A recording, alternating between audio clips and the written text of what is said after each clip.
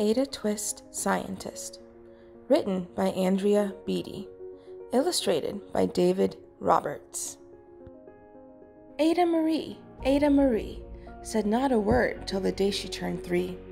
She bounced in her crib and looked all around, observing the world but not making a sound. She learned how to climb and made her big break with the trail of chaos left in her wake.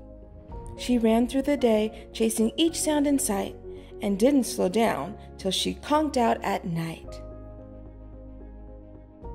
Her parents were frazzled, but tried not to freak, as Ada grew bigger and still did not speak.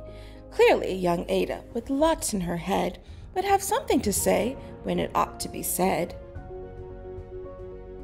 That's just what happened when Ada turned 3. She tore through the house in a fact-finding spree and climbed up the clock just as high as she could. Her parents yelled, "Stop!" as all good parents would.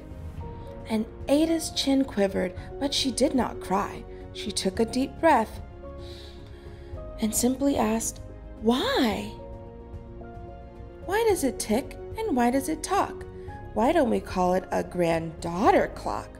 Why are there pointy things stuck to a rose? Why are there hairs up inside of your nose?" She started with why, and then what, how, and when. By bedtime, she came back to why once again. She drifted to sleep as her dazed parents smiled at the curious thoughts of their curious child, who wanted to know what the world was about. They kissed her and whispered, "You'll figure it out." Her parents kept up with their high-flying kid, whose questions and chaos both grew as she did. Even Miss Greer found her hands were quite full when young Ada's chaos wreaked havoc at school. But this much was clear about Miss Ada Twist: she had all the traits of a great scientist. Ada was busy that first day of spring, testing the sounds that make mockingbirds sing, when a horrible stench whacked her right in the nose, a pungent aroma that curled up her toes. "Zowie!" said Ada, which got her to thinking, what is the source of that terrible stinking?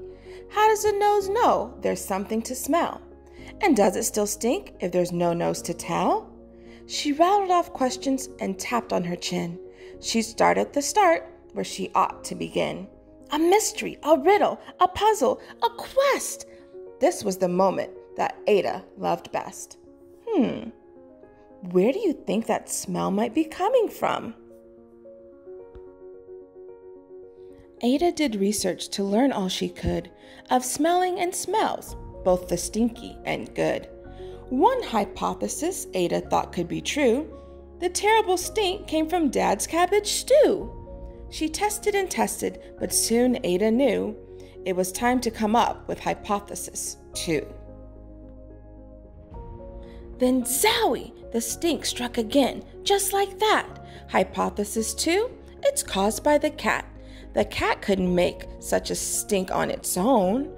It needed perfume and some fancy cologne. So young Ada tested. The test was a flop.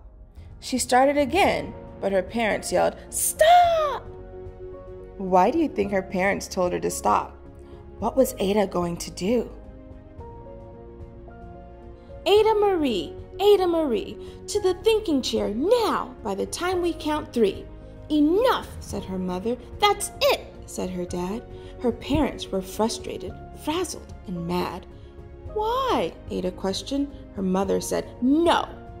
"What?" Ada queried. Her father said, "Go.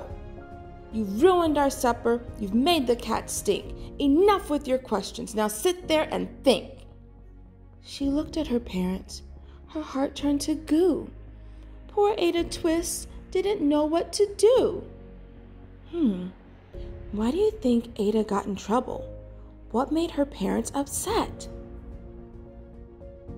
She sat all alone by herself in the hall, and Ada, once more, could say nothing at all. And so Ada sat, and she sat, and she sat, and she thought about science and Stu and the cat. and how her experiments made such a big mess. Does it have to be so? Is that part of success? Are messes a problem? And while she was thinking, what was the source of that horrible stinking? Ada Marie did what scientists do. She asked a small question, and then she asked two. And each of those led her to 3 questions more. And some of those questions resulted in 4. As Ada got thinking, she really dug in. She scribbled her questions and tapped on her chin. She started at why, and then what, how, and when. At the end of the hall, she reached why once again. Her parents calmed down, and they came back to talk. They looked at the hallway and just had to gawk. No patch of bare paint could be seen on the wall. The thinking chair now was the great thinking hall. They watched their young daughter and sighed as they did. What would they do with this curious kid who wanted to know what the world was about? They smiled and whispered, "We'll figure it out." And that's what they did, because that's what you do when your kid has a passion and heart that is true. They remade their world. Now they're all in the act of helping young Ada sort fiction from fact. She asked lots of questions. How could she resist? It's all in the heart of a young scientist. And as for that smell, what can Ada Twist do but learn all she can with her friends in grade 2? Will they discover the stink that curls toes? Well, that is the question.